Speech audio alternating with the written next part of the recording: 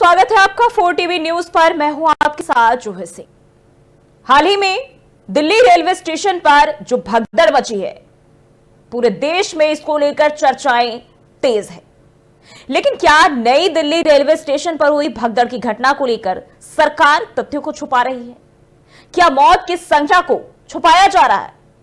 भगदड़ के बाद शुरुआत में जिस तरह से भगदड़ को अफवाह बताने की कोशिश की गई और उसके बाद से लगातार प्रशासन पर सवाल भी उठ रहे हैं, और इसी क्रम में विपक्षी दलों ने इस मामले में लीपापोती भी किए जाने का आरोप लगाया है।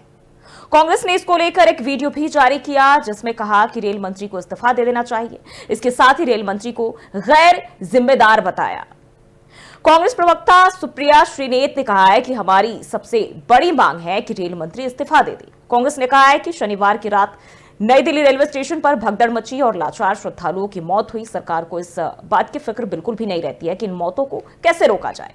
सरकार की चिंता यह रहती है कि मौत की खबरों को कैसे रोका जाए, और इसलिए भगदड़ के बाद ऑपरेशन लीपापोती चलाया गया।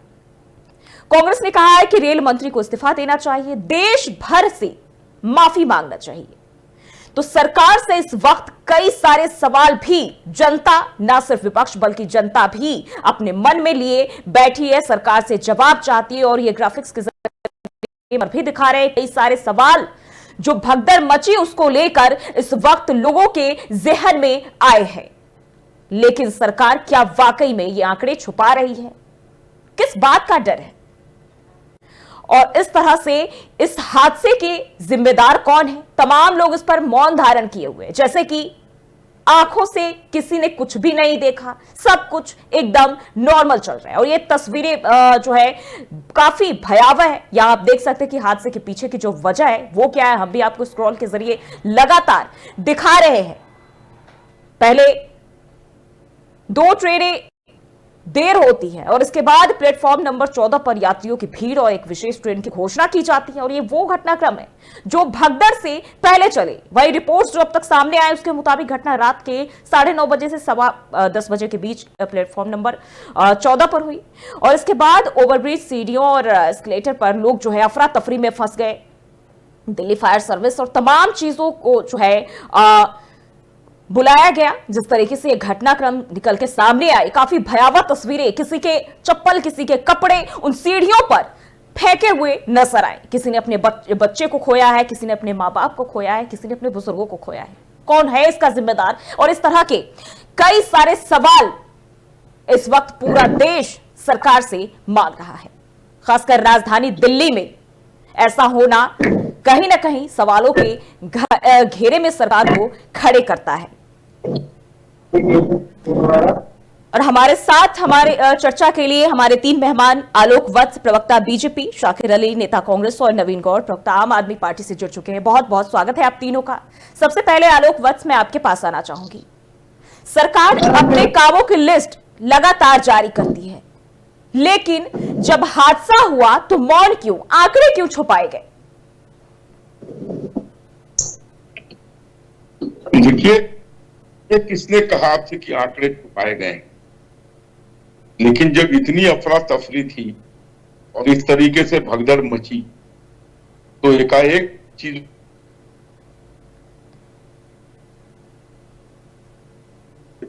हॉस्पिटल पहुंचाया जाए, वहां पर व्यवस्था, शांति व्यवस्था कायम करने की, और इसको तत्परता से आरपीएफ और दिल्ली पुलिस के जवानों ने मिलकर कर दिया।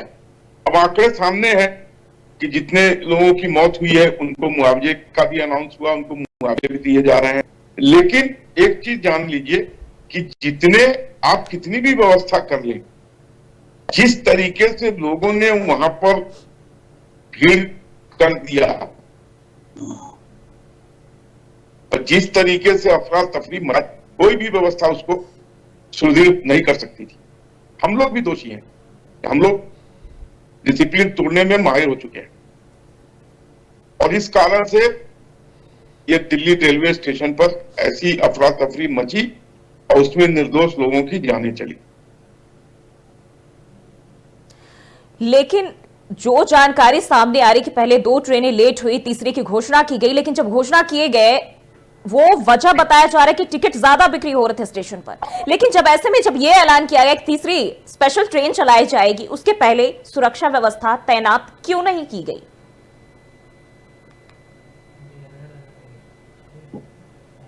देखिए, इस पर भांति भांति की प्रतिक्रियाएं आ रही हैं। पहले हुआ कि साहब 14 नंबर प्लेटफॉर्म पे ट्रेन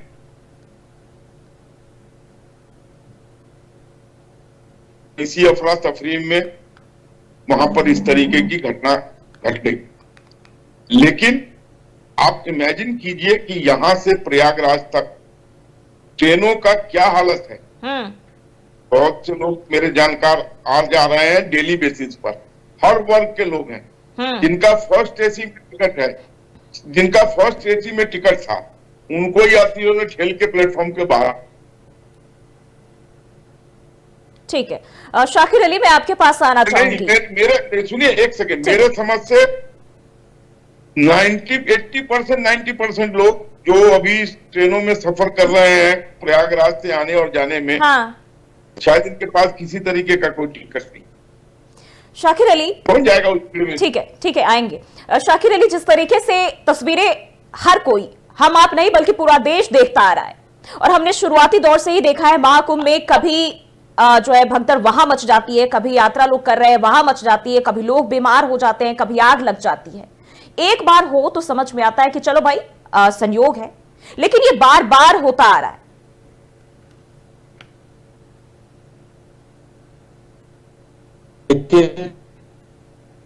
माध्यम श्रोताओं को भी मैं धन्यवाद करूंगा और उनका भी इस्तेमाल करूंगा कि वो देख रहे हैं चैनल को। आलोक वर्ष साहब की एक अच्छी खूबी ये है, ये जब बात करते हैं तो मैक्सिमम तो जितने विशेषज्ञ लोग हैं वो भाजपाई हो जाते हैं, लेकिन आलोक वर्ष साहब भाजपा में रह के भी इंसानियत की बात करना शुरू कर देते हैं। मुझे कभी कभी बड़ा डर लगता है,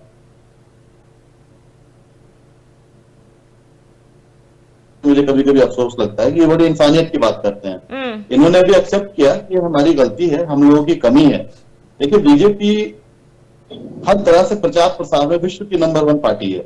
इन्होंने अपने एयरक्राफ्ट पे, अगर हाल फिलहाल आप गई हो, सारे एयरक्राफ्ट पे, सारे रेलवेज पे, बसेस पे, पब्लिक ट्रांसपोर्ट पे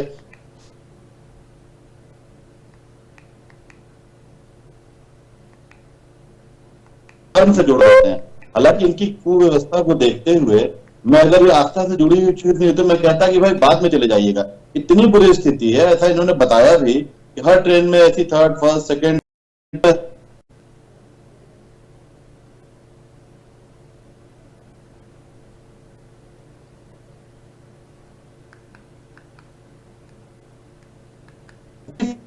आरोप लगाते हैं सत्ता में बैठ के। वो ये भूल जाते हैं कि मैं सत्ता में बैठा हूं, मुझे आरोप नहीं लगाना है, मुझे रिजल्ट देना है, मुझे लोगों को व्यवस्थित ढंग से उनको अगर आस्था के प्रति ले जा रहे हैं। धर्म की राजनीति आप करो, no one is stopping you, लेकिन आप धर्म की राजनीति भी करो तो लोगों की आस्था से मत खेलिए, लोगों की जान से मत खेलिए।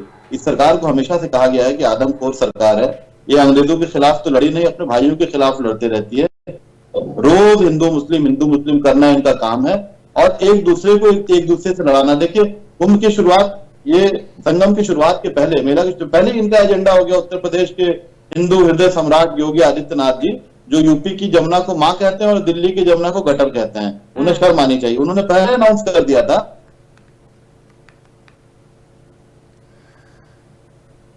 उनको वहां रोक दिया जाएगा। जो उस भारत की आत्मा में, भारत के शरीर के रक्त के जैसे हैं, उनको वहां वर्जित कर दिया गया। मुझे फिर भी खुशी है कि उनके इस सोच की वजह से फायदा ये हुआ। यह जो घटना घटी, लोगों का जान गया, काफी दुखद है। आंकड़ा आज तक वो नहीं दे पाया कितने लोगों का डेथ हुआ है। ये आंकड़ा दे दिया कि 40 करोड़ आ रहे हैं, 50 करोड़ आ रहे हैं, हवाबाजी में बहुत आगे हैं। ठीक है, नवीन गौड़, अभी हाल ही में मैं बुरी स्थिति में मैं ये बताना चाहूंगा कि प्रयागराज के मुसलमानों का धन्यवाद अदा करूंगा, जिन्हें रोका गया था। वही लोग अपने मस्जिदों को, मदरसों को, जिसे आतंकवाद का अड्डा कहते हैं, उसे खोल दिया, अपने घरों को खोल दिया और लोगों का वहां मदद कर रहे हैं, खाना दे रहे हैं, मिष्ठान दे रहे हैं, भोजन दे रहे हैं, पानी दे रहे हैं। तो ईश्वर और इंसानियत इसी को कहते हैं। यही हमारा असली भारत है। बीजेपी सोच ले, डबल इंजन, ट्रिपल इंजन बंद करे। दिल्ली में रेलवे का इंजन नहीं चला पा रहे हैं, जान का जो कीमत है वो नहीं चुका पाएंगे। इन्हें शर्म से माफी मांगनी चाहिए। सुप्रिया सुनील जी ने बिल्कुल सही कहा है रेल मंत्री जो कभी आईएएस हुआ करते थे वो अविलंब रिजाइन करें और चीजों को पॉलिटिकल हाथ पे दे, व्यापारियों के हाथ से छीने। ठीक है, एक बार नवीन गौड़ से रुक कर लेते हैं। नवीन गौड़, जिस तरीके से कांग्रेस पार्टी कह रही है, समाजवादी पार्टी कह रही है कि सरकार इन आंकड़ों पर केवल लीपापोती करे, जो सही आंकड़े हैं वो जारी नहीं किए जा रहे, जबकि रिपोर्ट कह रही है कि इसमें 20 लोगों की मौत हुई है। हालांकि सच क्या है ये तो अभी भी जांच जारी है। आम आदमी पार्टी क्या कहेगी? देखिए, सबसे पहले तो आपको नमस्कार और आपके माध्यम से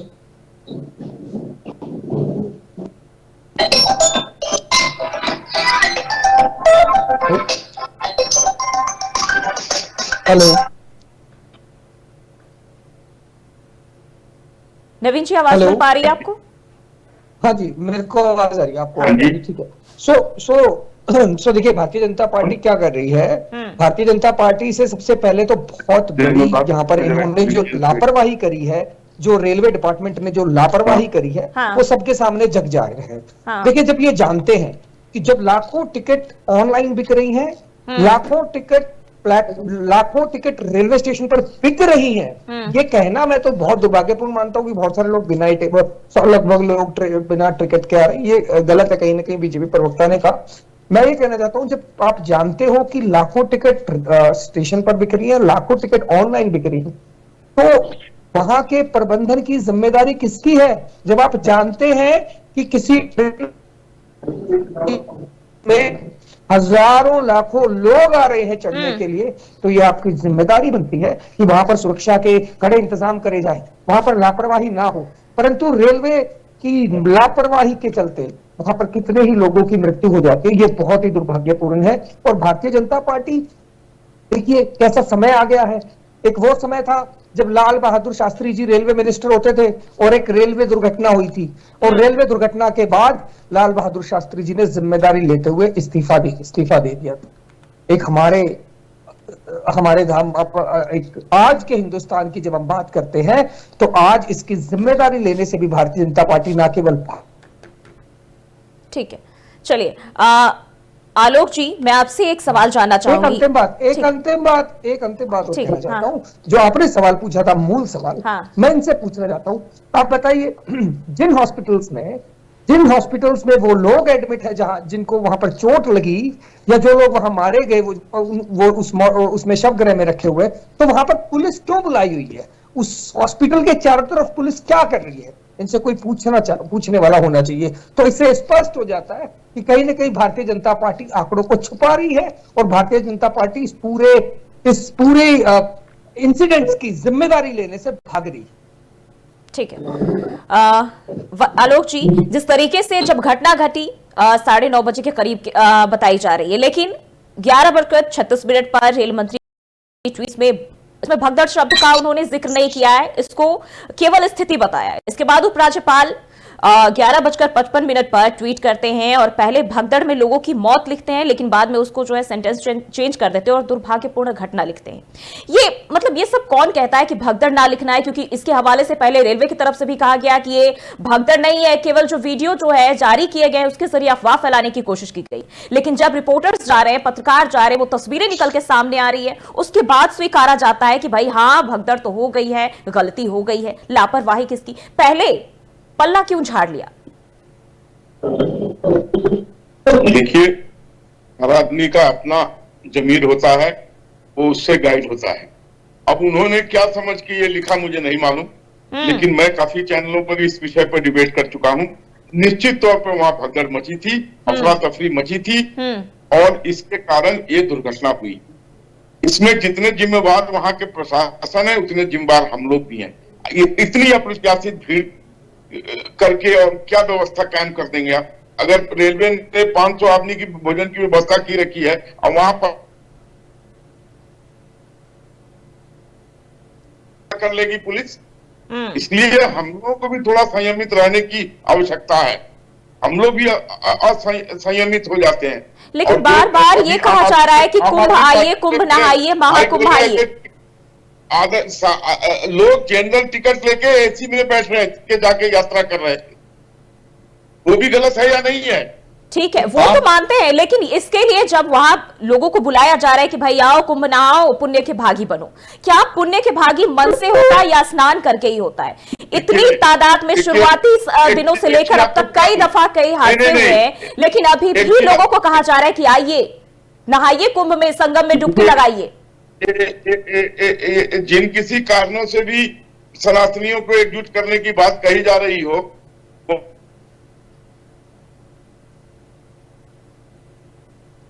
शुरू में वीवीआईपी का अरेंजमेंट हुआ था और जिस तरीके से कॉमन लोगों को एक ही रास्ते से जाने और आने की अनुमति दी गई थी, उसका भी मैंने विरोध किया था। और वहां पर जाकर स्नान किया हो, वो अपने कर्मों से ही नापा तोला जाएगा, चाहे वो वीआईपी बन के जाए या कॉमन आदमी बन के जाए। इस बात को लोग नहीं समझ रहे हैं कि अंत में उसके दरबार में 20 बार डुबकी लगा लीजिए और आपके कर्म अच्छे नहीं है तो आपको मोक्ष नहीं मिलेगा, आपकी आत्मा भटकेगी। ये लोग नहीं समझ पा रहे हैं। लोग सोच रहे हैं कि कुछ भी कर ले, एक बार डुबकी लगा लेंगे तो सारे चीज से मुक्त हो जाएंगे और एकदम सीढ़ी लग जाएगा ऊपर स्वर्ग में जाने का। ये जो नोशन है, ये हमारे जितने धार्मिक गुरु हैं इनको भी समझाना चाहिए कि और भगवान के दरबार में वीआईपी और कॉमन मैन क्या है? Everybody is the same in the eye of the god. Allah और ईश्वर सबके नजर में आम आदमी, कोई भी आदमी बराबर है। ये बहुत ही दुखद बात है कि जो वीआईपी जाते हैं उनके लिए स्पेशल ट्रीटमेंट मिलता है, लेकिन जो आम जनता जाती है वो अपने संघर्षों से जूझ कर जाती है। शाकिर अली, जिस तरीके से हमने देखा ना सिर्फ यहाँ बल्कि अयोध्या भी, यहाँ भी हमने देखा था, वहां भी जो वीआईपी लोग हैं उनके लिए स्पेशल दरवाजे भी बनाए गए, उस गेट से वीआईपी लोग एंट्री करेंगे और बाकी उससे जो आम जनता है वो जाएगी। ये हर जगह होता है, भले ही एक साथ सरकार कुछ भी बात करे लेकिन भेदभाव वहां भी जारी है। लेकिन अभी हम बात करें अगर महाकुंभ की, महाकुंभ में एक के बाद एक जो घटनाएं सामने आ रही है, लापरवाही किसकी है? क्योंकि एक हादसे से तो सरकार ने सबक नहीं लिया है। जाहिर सी बात है, ये वही सरकार है जो कोरोना हटाने के लिए थाली पिटवाती है। ये वही सरकार है जो कोरोना को की दाढ़ी से जोड़ देती है कि मुल्लों के द्वारा लाया गया है। ये वही जाहिर सरकार है जिन्होंने असली गुरुओं के, असली साधु संतों का अपमान किया है। और आज स्थिति ये है कुंभ में कि जितने भी धर्म गुरु हैं उन्होंने जिस दिन अफरा तफरी मची, जिस दिन भगदड़ हुआ, जिस दिन सैकड़ों की तादाद में जान गई, जो आंकड़े को छिपाया जा रहा है, उन्होंने अपने दरवाजे को बंद कर लिया। जो पूरे दिन प्रवचन देते रहते हैं, इंसानियत की बात करते हैं, इंसान को इंसान से जोड़ने की बात करते हैं, उन्हें ये पता है कि वहां एक भी मुसलमान नहीं। हम मानते मुसलमानों से नफरत करना चाहिए, बीजेपी के हिसाब से आप नफरत करो मुसलमानों से, लेकिन उन बाबाओं ने जिन्होंने नफरत करने की बात की, सारे के सारे दरवाजे अखाड़े के सारे आश्रमों के बंद कर दिए गए और उन्हें जिन्हें आतंकवादी कहा जाता है उन्होंने अपने सारे दरवाजों को खोल दिया, अपने घर को खोल दिया, अपने मदरसों को, मस्जिदों को खोल दिया। साक्षात आपके द्वारा, आप जैसे कई चैनलों के द्वारा ये दिखाया जा रहा है। ये मनगढ़ंत कहानी नहीं है। उन्होंने अपने घर के सारे राशन को उनके सामने निछावर कर दिया, क्योंकि वो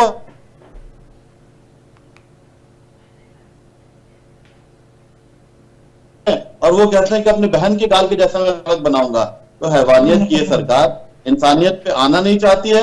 महाकुंभ का प्रचार इस प्रकार किया गया है। आप देखिए ना, वहां अडानी जब अंबानी जी पहुंचे तो अलग से एक टापू नुमा बोट उनके लिए बनाया गया और पूरे फैमिली के सामने बड़े बड़े नेतागण प्रोटोकॉल में खड़े हैं। वहां पे प्रोटोकॉल में कंटिन्यू वहां नंदी जी खड़े हैं, AK शर्मा जी खड़े हैं, योगी आदित्यनाथ जी खड़े हैं। ऐसा लगा कि पार्टी के मालिक आ गए हैं और मालिक का स्नान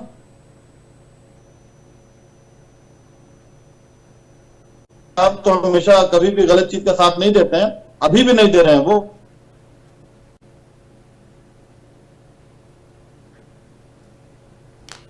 अमीर नाम की चीज नहीं है। उस पार्टी में बैठ के इंसानियत की बात करते हैं जहां इंसानियत नाम की चीज नहीं है। उस पार्टी में बैठ के वफादारी की बात करते हैं जहां बेवफा लोग और माफी वीर लोग होते थे। उस पार्टी में वैसे लोग होते थे जिन्होंने बापू, जो हमारे सबसे अग्रणी रहने वाले इंसान थे, उनकी हत्या की थी। कुंभ मेला का प्रचार करना, प्रसार करना, बजट आवंटित करना, लेकिन इंसान की जान को कीड़े मकोड़े की तरफ समझना, यह बहुत बड़ा पाप है। मुझे नहीं पता कौन से कुंभ में जाकर के इन पापियों का जो पाप मुक्त होंगे। अगर पाप मुक्त होते हैं कुंभ में तो इस पाप का मुक्ति तो कुंभ में नहीं होगा और कुंभ में मोक्ष की प्राप्ति नहीं होगी। ठीक है, प्राप्ति जहां मैं बिहार में बोध गया में होती है। हाँ। यहाँ मोक्ष नहीं, यहाँ कहा जा रहा है या पाप करके आओ, इसे धो करके खत्म करके नवजात शिशु इन्फेंट होकर के निकले वहां से। बट ये मुझे नहीं पता किस तरह का ये मामला है। हमने तो ऐसा ना पढ़ा है ना सुना है, एक बार आप नहा लें तो आपके कर्म धुल जाएंगे। आप डबली जा रहे हैं, पुलिस अगर नहीं पकड़ रही विदाउट टिकट तो वहां जाके आपका पाप धुल जाएगा। ये भी पाप मानना और छीनना भी पाप है।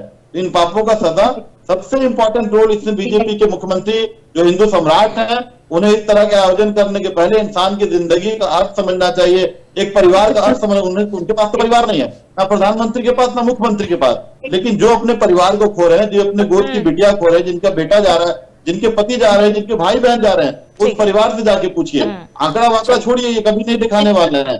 जब ये नकली सर्जिकल स्ट्राइक कर दिए तो आंकड़ा कहां से दिखाने वाले हैं। ठीक है नवीन कौर जी, पहले 6 लोग जब हादसा हुआ उस टाइम 6 लोग सामने आए, फिर 15 लोग आए, 18 लोग आए, लेकिन जो आरपीएफ की रिपोर्ट आई उसमें 20 लोग आए।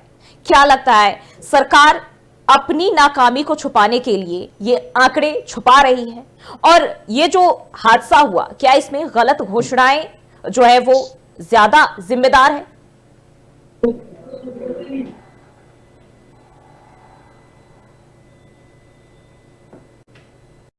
नवीन कौर जी, आवाज मिल पा रही है? जी आपकी आवाज आ रही है, आपको मुझे मेरी आवाज आ रही है? जी आवाज मिल पा रही है आपको? हेलो हेलो, हाँ जी मुझे आवाज है। हाँ, जिस तरीके से जो आंकड़े पहले 6 आए, फिर 15 आए, उसके बाद 18 आए, लेकिन जो रिपोर्ट में खुलासा हुआ है उसमें ये आंकड़े 20 है। यहां गलत घोषणाएं जो की गई, वो अव्यवस्थाएं, ये तमाम चीजें जो है जिम्मेदार है। और साथ ही साथ क्योंकि हमने देखा दिल्ली में जिस तरीके से अभी सरकार बनी भी नहीं है पूरी तरह से, सीएम फेस भी तय नहीं हुआ, लेकिन उसके बाद ये बड़ा हादसा।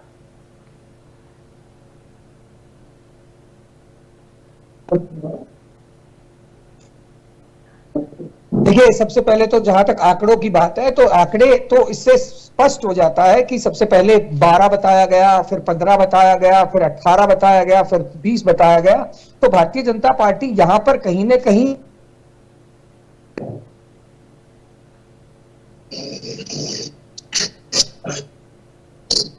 कंपनी की तरह काम कर रही है। अगर इनको कोई सकारात्मक कुछ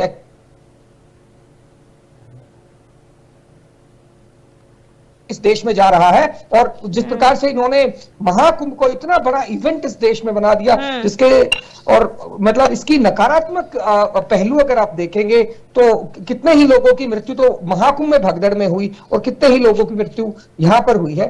तो इसके जिम्मे और ये कहना कि इसका प्रबंधन नहीं हो सकता था, ये बहुत ही गलत बात है। प्रबंधन बिल्कुल हो सकता था, और अगर प्रबंधन नहीं हो सकता था तो क्यों इतने टिकट दिए जा रहे थे, क्यों इतने टिकट काटे जा रहे थे लगातार प्लेटफॉर्म के ऊपर कि लाखों लोग अंदर जा रहे हैं। लाखों लोग अगर अंदर जाएंगे तो उनकी प्रबंधन की व्यवस्था कौन करेगा?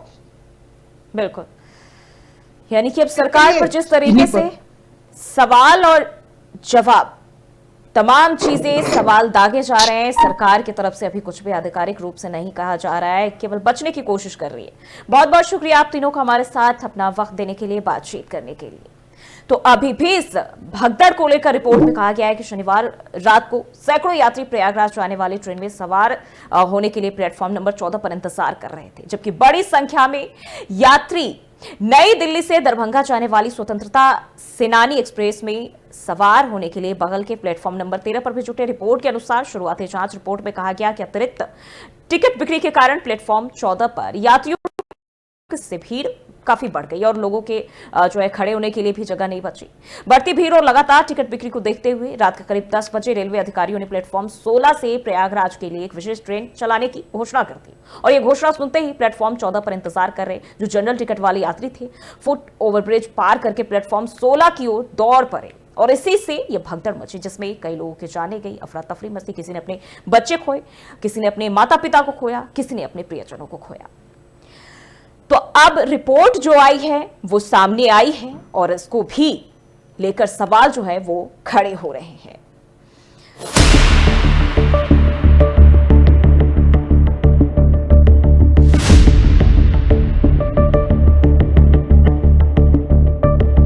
कुंभ मेले के लिए प्रयागराज जा रहे श्रद्धालुओं की नई दिल्ली रेलवे स्टेशन पर हुई भगदड़ के चलते शनिवार रविवार की रात मौत की खबर ने हर किसी को झकझोर कर रख दिया। इस हादसे को देखकर तो ऐसा लगता है कहीं ना कहीं प्रशासन के स्तर पर या सरकार के स्तर पर जरूर कोई कमी रही है।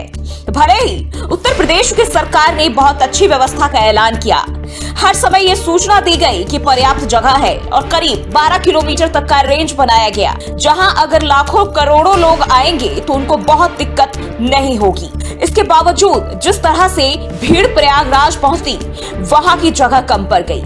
यहाँ तक कि प्रयागराज शहर भी छोटा पड़ता दिखाई दिया।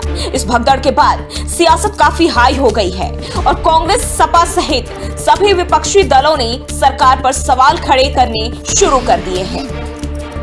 रेलवे इस देश के आम आदमी की सवारी है और इसलिए रेल मंत्री बाबू साहब नहीं हो सकते हैं। कब आखिरी बार चले थे भारतीय रेल से ये निर्लज रेलवे मंत्री?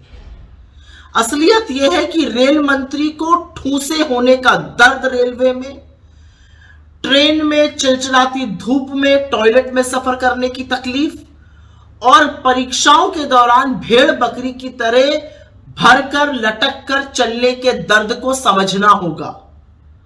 फुटओवर ब्रिज की डिजाइन बनाकर अपना सीना ठोकने वाला आर्किटेक्ट नहीं चाहिए, एक संवेदनशील व्यक्ति चाहिए रेलवे को, क्योंकि रेल मित्रों के मुनाफाखोरी का साधन नहीं है, ये आम आदमी की बुनियादी जरूरत है आवागमन के लिए। अश्विनी वैष्णव रील व्हील बनाने तक ठीक है, लेकिन रेलवे के लिए बहुत घातक है और इसलिए उनको इस्तीफा देना चाहिए। वैसे चलते चलते पूछ लूं, 48 घंटे होने को आए हैं, एक को बार गए रेलवे स्टेशन? किसी पीड़ित परिवार से बात करी? किसी घायल को देखने अस्पताल गए? ये बने देश के रेल मंत्री। वहीं समाजवादी पार्टी ने भी जताया है कि सरकार सच को नहीं छुपाए। अखिलेश यादव ने कहा, सरकार में बैठे लोगों को राजनीतिज्ञ नहीं, एक उस परिवार वाले की तरह सोचना होगा जिसने अपने माँ बाप, भाई बहन, बच्चे और नाते रिश्तेदार खोए हैं। नई दिल्ली रेलवे स्टेशन पर भगदड़ मचने को लेकर लोकसभा में विपक्ष के नेता राहुल गांधी ने कहा, यह घटना एक बार फिर रेलवे की नाकामी और सरकार की असंवेदनशीलता को उजागर करती है। वहीं कांग्रेस अध्यक्ष मल्लिकार्जुन खड़गे ने कहा कि नई दिल्ली रेलवे स्टेशन पर मौतों के मामले में नरेंद्र मोदी सरकार द्वारा सच्चाई छिपाने की कोशिश बेहद शर्मनाक और निंदनीय है। हमारी मांग है कि मृतकों और घायलों की संख्या जल्द से जल्द घोषित की जाए, साथ ही गुमशुदा लोगों की पहचान भी सुनिश्चित की जाए। सरकार से सवाल, भीड़ संचालन के लिए क्या इंतजाम किए गए? वहां कितनी संख्या में पुलिस कर्मियों और आरपीएफ को तैनात किया गया? क्या डिजास्टर मैनेजमेंट या दिल्ली पुलिस कर्मियों को बुलाया गया था? क्या वहां भीड़ को कंट्रोल करने के अनाउंसमेंट किए जा रहे थे? बता दें कि शनिवार रात को जब घटना घटी तो शुरुआत में इसे अफवाह बताने की कोशिश की गई। पहले कहा गया कि मामूली घटना हुई है और कुछ लोगों को मामूली चोटें आई है। शुरुआत में सिर्फ 6 लोगों के घायल होने की खबर मिली थी। बाद में मीडिया रिपोर्ट्स में कई लोगों के मौत होने की खबर आने के बाद भगदड़ की बात स्वीकारी गई। देर रात तक मृतकों की संख्या 15 हो गई थी और इसके बाद भी यह संख्या बढ़ती गई। रिपोर्ट्स के अनुसार मृतकों की संख्या बढ़कर 18 हो गई। मृतक में 9 महिलाएं, 5 बच्चे और 4 पुरुष शामिल हैं। इसी बीच आरोप लगाया जाने लगा कि क्या मौत के आंकड़े छुपाए जा रहे हैं, और इतना ही नहीं, मीडिया कर्मियों को रिपोर्टिंग करने से भी रोके जाने की खबर निकलकर सामने आई। हादसे के पीछे की कई बड़ी वजह बताई जा रही है। 2 ट्रेनों की देरी, प्लेटफॉर्म नंबर 14 पर यात्रियों की भीड़ और एक विशेष ट्रेन की घोषणा। ये वे घटनाक्रम है जो भगदड़ से पहले चले। रिपोर्ट्स के अनुसार यह रात 9:30 बजे से 10:15 बजे के बीच प्लेटफॉर्म नंबर 14 पर हुई, जहां कई लोग फुट ओवर ब्रिज, सीढ़ियों और एस्केलेटर पर फंस गए थे। दिल्ली फायर सर्विस को भगदड़ की पहली कॉल रात के 9:55 पर मिली। तो ये वो हालात है अभी भगदड़ के बाद से, जिस पर पूरे देश भर में सियासत गर्म है और कहीं ना कहीं लोगों की जाने गई हैं। लोग इसका क्या मुआवजा से इन तमाम दर्द को, पीड़ा को भरा जा सकता है, इसको लेकर भी सवाल उठा रहे। तो फिलहाल के लिए इस खास कार्यक्रम में बस इतना ही। देश और दुनिया की तमाम खबरों के लिए बने रहिए 4TV न्यूज के साथ।